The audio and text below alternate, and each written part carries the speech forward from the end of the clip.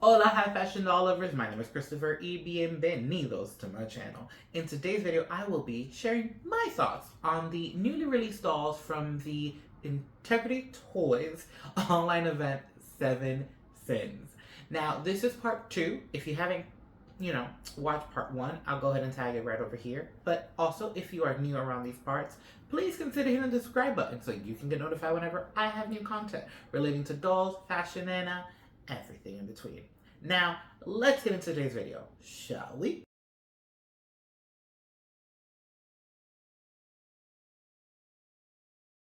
Now, I ended part 1 with the sinful bonus packs, and I'm going to start part 2 with them. Now, in part 2, we're going to be discussing the sinful 7 shoe pack. At least here they used sinful 7 in the name. And the last one I was gathering, which again, even the name kind of probably felt very pride related, but we're going to move on.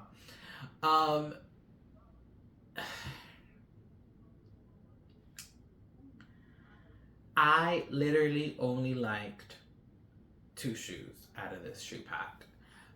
This shoe pack does include a flat foot lower leg in the color Japan. I don't know what's up with the Japan color because obviously Poppy Parker has the high heel in Japan for her. We're getting the lower leg in Japan. I don't know what that's about. Interesting choice. I'm almost kind of like, why did you give me a lower leg? But whatever. No here or there. Maybe they had extras. This shoe pack, I think, really highlighted the idea that maybe these were leftovers from the Pride pack, because I feel like this particular shoe pack really does. It seems like it's the sister or the brother of that other shoe pack, because there's some real questionable choices here for me. Real questionable choices. Unlike Poppy, which I think I like 4 shoes in her set of 7, I really only like 2. That is not. And I look forward to a shoe pack from Integrity Toys. And this, for me, this wasn't it. The colors were a little wild, and although I love a good pop of color lately, the styles really were the problem. I should have started there. It's not the colors, it's the styles. The styles for me are, I'm also not the biggest fan of the flat feet. I always give mine to my friend. So this bonus pack was a straight no for me for so many different reasons. And I'm gonna go ahead and move on to something that was a yes for me. Garden of Access. Ooh, child, baby, hold on. I think I said this in my part 1 video. I did in the beginning of the video where I said, part 1 of the event was a very interesting appetizer. It didn't really fuel a lot of excitement for, I think, those that collect FR or New Face, which is a big portion of the people that I follow on Instagram. But when this fashion pack came out on that screen, although it was blurry, so thank God for those emails, because I would have never known that the skirt was like a mint green. In the photo, it looked like off-white. I mean, in the video, which was not the best quality. But anyways, if Jessie Ayala wanted to give this to me as a basic doll, I would have taken it. Hands down, because it worked. But I also very much appreciate it was given to me as a fashion pack. I love how Jessie is giving us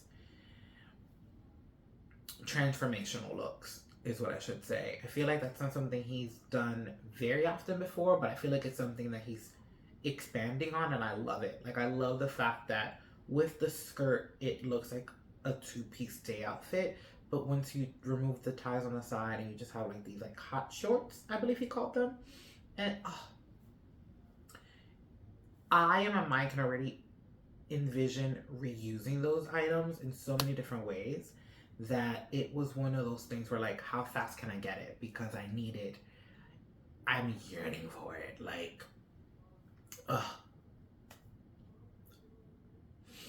One of those items that I love so much that I'm actually speechless. So with that being said, we are going to move on to our next sin. Our 5th sin, Wrath. Tantrum, Aaron's Dulcis. Head sculpt, Aaron 2.0. Body type, New Face 3.0. Foot sculpt, high heel, skin tone, blush, hair color, manic pink. I'm thinking manic panic because it's actually a hair color I think that I've seen before at like the beauty supply stores. So that when I think of it, sorry, my brain goes in different places. But on the topic of the hair, I am not the biggest fan of fantasy hair. So when I saw that, I was like, pass. But then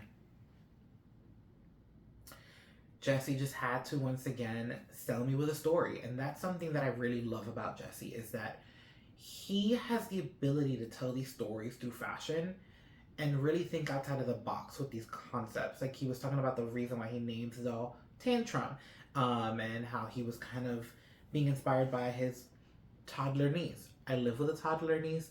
I understand. But when he said the red that she's wearing, it's a symbol of like the fire within her that's coming out. I was sold. Like to think of something in that way and be like, okay, red items, close to the skin, fire, boiling hot, upset. It all works so well, and he's able to really think of those details that overall really create a story that he's trying to tell with fashion. You know, adding the little like lunch bag to symbolize the niece that he was inspired by, and then bringing in the chains and really kind of giving you that London goth Vivienne Westwood, if I'm not mistaken, correct me if I'm wrong, vibe to kind of really kind of give it that raw edge. It was definitely one of those dolls where, similar to the Monarch, I thought of her and the first thing I thought of was Project, because I don't love the fantasy hair, but I'm fortunate enough to know people that can reroute, so that wouldn't be an obstacle because everything else about her is just so good. And then there's that shot of her kind of like lifting the hair, so you see like the little bit of the sideburns shaved down. Again with Jessie, the smallest details really do make an impact, because as small as that might seem, it really tells the story of like her edginess, her like gothiness, and it just adds and it sells, and I love it, love it, love it, love it. Again, Erin to me is more of a project, so I would go after her, but I would go after her knowing that there's some things about her that I want to tweak, and I'm not gonna say the what's because it's not important. Unlike the Monarch, which was a whole visual, creative change. With Erin, it's very subtle and it's very small, and I really don't need to mention it because it's more of a me thing than it is a her thing. She, as she is, and how she was presented, is very stunning. And now we arrive at Vanity. Glamorous Vanity. Isabella Ayal avows, I told ya, I'm not good at the pronunciations, so you've been warned. Head sculpt, Isabella. Body type, FR 6.0. Foot sculpt, high heel. Skin tone, dark 8 tone. Hair color, brunette.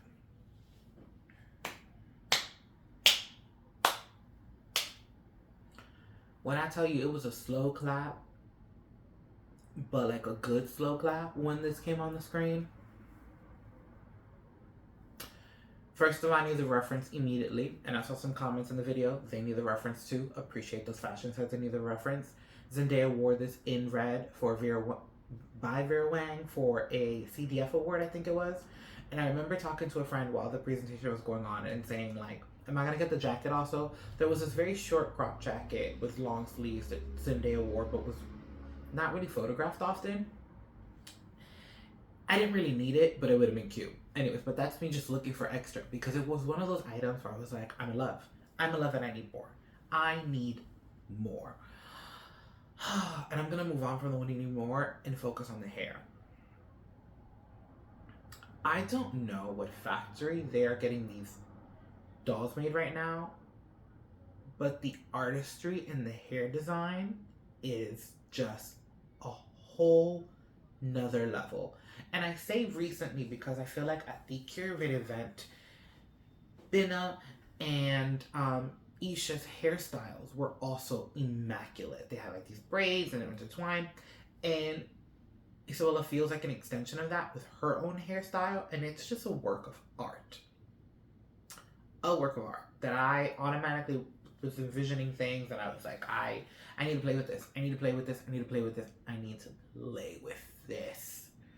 I also really appreciate that we got photos, because something that was missing from the presentation was like close-ups or maybe details of what else the girls came with. They were spinning on a table and you kind of saw how they were dressed, but there were so many other things missing. And I say that because in the video I saw her kind of like holding onto the mirror from the chain, but I didn't know she had a clear clutch, and I didn't know that she came with makeup.